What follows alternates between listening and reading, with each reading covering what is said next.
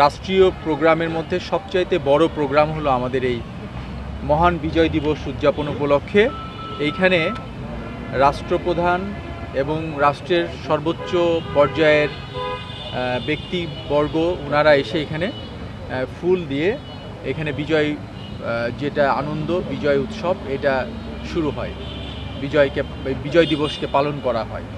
এই প্রোগ্রামটা টোটালটা তত্ত্বাবধানে থাকে ঢাকা জেলা পুলিশ। ঢাকা জেলা পুলিশের সাথে আমাদের বাংলাদেশের সকল নিরাপত্তা বাহিনী যারা যেভাবে কাজ করে তারা সবাই আমাদের সাথে এঙ্গেজ থাকে। আমাদের পুলিশ বিভাগের এই প্রোগ্রামে এবারে আমাদের প্রায় ৩৫০০ সদস্য নিয়োজিত করা হয়েছে।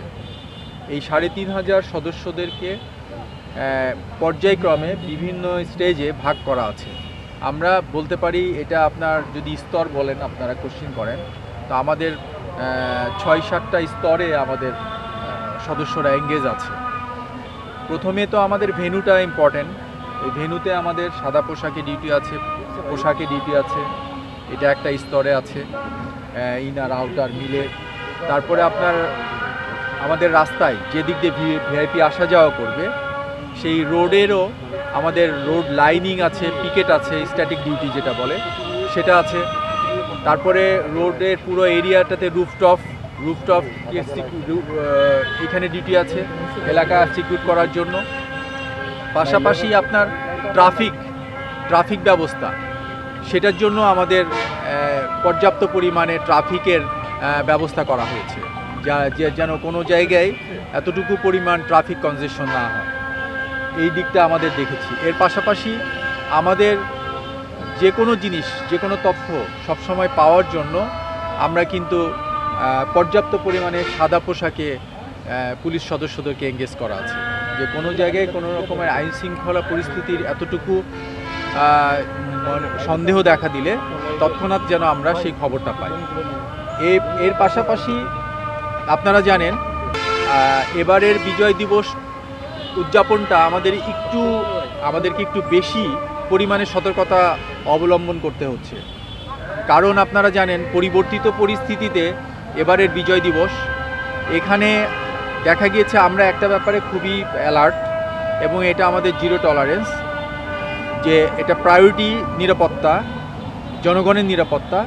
এখানে তো সবাই জনগণ আসবে, এখানে ভিভিআইপিরা আসবে, তো এই জায়গাটাতে আমরা সবচেয়ে প্রায়োরিটি দেওয়ার সাথে এই এরিয়ার মধ্যে এই যে বিজয় দিবস উদযাপনের জায়গাটাতে কোনো রকমের বিশৃঙ্খলা আমরা কোনোভাবেই বরদাস্ত করব না, কোনো রকম বিশৃঙ্খলায় করব না।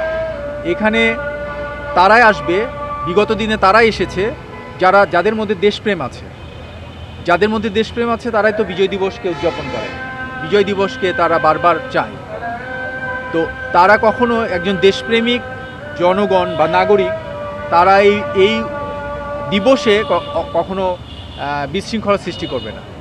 যারা বিশৃঙ্খলা সৃষ্টি করবে তাদেরকে আমরা ধরে নিব যে তারা দেশপ্রেমিক না, দেশের জন্য তারা কাজ করার জন্য না, দেশের পক্ষে না। আর আরেকটা বিষয় হলো, যাদের বিরুদ্ধে মামলা আছে, যারা আসামি, যাদের বিরুদ্ধে সমাজ যাদেরকে মেনে নেয় না, এই সমাজে যারা সন্ত্রাসী, সেই শ্রেণীটার ব্যাপারে আমাদের পুলিশ বিভাগ সচেতন থাকবে। তারা যেন এখানে এসে কোনো রকম বিশৃঙ্খলা সৃষ্টি না করতে পারে, সেই ব্যাপারে আমাদের পুলিশ সচেতন থাকবে। না, আমাদের এরকম কোনো সংশয় নাই, এরকম ধরনের কোনো ভীতিও নাই।